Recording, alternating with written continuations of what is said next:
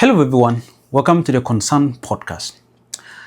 Now yesterday, the President of the Republic of South Sudan, His Excellency Salva Kiir Mayardit, issued a presidential decree removing the Vice President for Service Cluster, and that is Josephine Lagu, replacing her with Hassan Abdelbagi Akol. Now, Josephine Lagu has served in that position for a year. She got appointed last year in February 2025, replacing or taking over from Hassan Abdelbagi, who also replaced her yesterday. So we all know that the service cluster was created in the process of the peace agreement making in 2018, where it created a broad-based government with the presidency of 5 individuals, I think 5 to 6 individuals. We have the president, we have the first vice president, and 4 vice presidents. So it was during that agreement that the people resolved that there should be clusters created headed by vice presidents. We have the infrastructure cluster that is being headed by Taban Dengai. We have the gender cluster that is headed by Mama Nyandeng. We have the governance cluster, which is headed by the first vice president. And we have the economic cluster, which is headed by James Wani Iga right now. So the service cluster is one of those clusters created due to the peace agreement. And there are so many ministries that actually fall under the service cluster. We have the Ministry of Higher Education, and the Ministry of Higher Education, Science and Technology, the Ministry of Gender Education and Instruction, we have the Ministry of Public Service, we do have the Ministry of Labor, and these are some of the ministries that actually fall under the service cluster. And yesterday, the President of the Republic of South Sudan issued a decree relieving or removing Vice President Josephine Lagu and replacing her with Abdelbagi Akol. Now, that position, according to the peace agreement, is created, it's supposed to be led by a person who is under the South Sudan Opposition Alliance. So the South Sudan Opposition Alliance is a signatory to the peace agreement, the 2018 revitalized peace agreement. And the South Sudan Opposition Alliance is a faction that actually contains so many other political parties. We do have the South Sudan patriotic movement that is headed right now by Abdelbagi Hassan Akol, though they have a lot of controversies over who is the head of that party, but the South Sudan Patriotic Movement is part of the South Sudan Opposition Alliance. And we do also have the People's Democratic Movement, which is, I think, where Josephine Lagu comes from. But all these parties are under the umbrella of the South Sudan Opposition Alliance, which is signatory to the peace agreement. So that position mainly is given to the South Sudan Opposition Alliance. So that's why before Josephine Lagu took over, it was Hassan Abdelbagi, who belongs to the South Sudan Patriotic Movement, which is under the South Sudan Opposition Alliance. And now again, Abdelbagi is back. I mean, that's why that gives you a very clear understanding why it's always rotating in that faction of the South Sudan Opposition Alliance. And in this video, I want to tell you reasons why President Salva Kiir Mayardit removed Josephine Lagu from her position as the Vice President for Service Cluster, replacing her with Hassan Abdelbagi. But before we continue, if this is your first time watching a video on this channel, please subscribe and hit on the notification button. And if the videos interest you, of course, share with your colleagues. And it's a way of making this channel grow. When it grows, it motivates us to make more videos back to back. Now, I want to give you some of my personal analysis and views on why I think President Salva Kiir Mayardit replaced Josephine Lagu with Hassan Abdelbagi. And the first reason is the obvious one, just like I've mentioned, that the position of the Vice President Economic Cluster is mainly dedicated to the South Sudan Opposition Alliance, that in accordance with the revitalized peace agreement of 2018. And and when we look at the South Sudan Opposition Alliance, the most senior individuals in that faction appears to be only Josephine Lagu and Hassan Abdelbagi. That's why before Abdelbagi was replaced, before Josephine Lagu took over in 2025, it was Abdelbagi, and then again is brought back. So the reason why the rotation, Abdelbagi is appointed, is because in that faction of the South Sudan Opposition Alliance, there appears to be no any other person that is senior and that is qualified and that is so reliable to President Kiir than these two individuals. That's why he's just rotating them.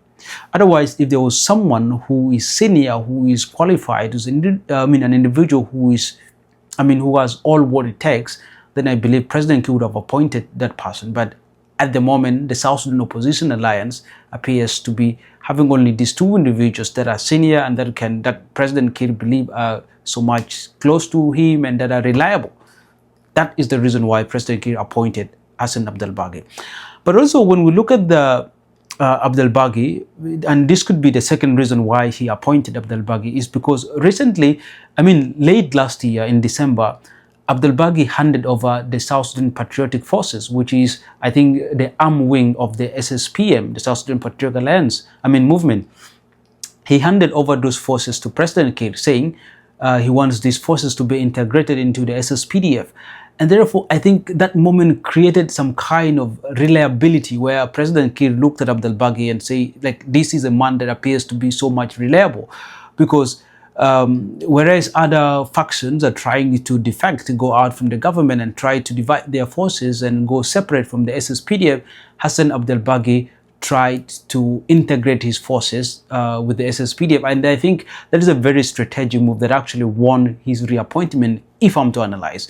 That move alone, I think, impressed President Kiir, and that made him to reappoint Hassan Abdelbagi to the position of the vice president, because he feels that Abdelbagi is no more of a threat to him, because the forces that he has for the military wing of the SSPM is already integrated into the SSPDF, and therefore President Kiir looks at him not as a threat, and therefore he is someone who is so much reliable. That's the reason why President Kiir reappointed him to lead that faction. But also, the third reason why Kiir might have appointed or reappointed Abdelbagi is because, he wants to achieve some regional balance. When we look at the presidency right now, we do have the president, who is President Salva Kiir Mayardit, and then all the other four vice presidents. So when we look at the other vice presidents, we do have Mama Nyandeng, we do have Taban Dengai, Iga, and therefore it would be of no regional balance, I think, if both Iga and Josephine Lagu are kept in the presidency, because it appears to be there's too much representation, Equatorian representation. Remember, when James Waniga was removed last year and replaced by Benjamin Bolmel, the tactics there was that because President Kiir wanted to achieve some kind of regional balance in the presidency, he removed Waniga and brought in Benjamin Bolmel. And in order to bring in an Equatorian, he had to take off Abdelbagi and bring up Josephine Lagu, just to bring in that representation. But since Iga has been reinstated as the vice president, then there's no need for Josephine Lagu to be again there in the presidency, just to bring about that representation. And I think that brings one of the reasons as to why Abdelbagi was reinstated, just to bring that regional balance, because it looks like it doesn't look an equal representation if in the vice presidency there are two Equatorians. That is my own perception. You might take at this as being so bad, but I feel that is one of the reasons why President Kiir reinstated Abdelbagi Hassan. But also, one of the other critical reasons is that, the peace agreement dictates that there should be at least one woman vice president. And when we look at the vice presidency before yesterday's decree, you will notice that there are already two women there. And therefore, since the peace agreement only requires one female vice president, of course, there could be more than that, but to bring in about that balance, since there is already one woman vice president, so Kiir did not see an importance of having another woman vice president there. So probably look at that statistics and brought Abdelbagi and remove Josephine Lagu, just to bring in that balance as well. But yeah, So that is a very, very important and major decree that actually happened during the week, that one of Abdelbagi. Of course, the other presidential decrees that happened that brought in the new finance minister, Salvatore Garang Mabior, and then the press secretary, the new press secretary, and quite interesting. But I feel that the one of the vice president was a very, very prominent one, a very prominent move happening. But that is my take. These are some of the reasons why I feel President Kiir actually removed Vice President Josephine Lagu. It's simply because he wants to achieve regional balance, but also he wants to make sure that because all we know is that that cluster, which is of the service cluster, is mainly for the South Sudan Opposition Alliance. So looking at that that being, or that section of a faction, there only appears to be only Abdelbagi who can actually be relied on so regularly, and that's the reason why President Kiir brought him up. But also the other reason is because Abdelbagi now has relinquished his forces to be integrated into the SSPDF, so he appears to be more reliable and he's not much of a threat. And always in politics, it is good that when you surround yourself with people that you feel they are much friendly to you and of no threat. That is, or these are the reasons why I feel President Salva Kiir Mayardit reinstated Abdelbagi Hassan, replacing Josephine Lagu last night. Anyway, thank you guys. This is my take on the decree that was issued last night. You can as well write your view and your take on the comment section. What do you think about that decree? Until next time, I'm Emmanuel Taban, and this is the Concern Podcast.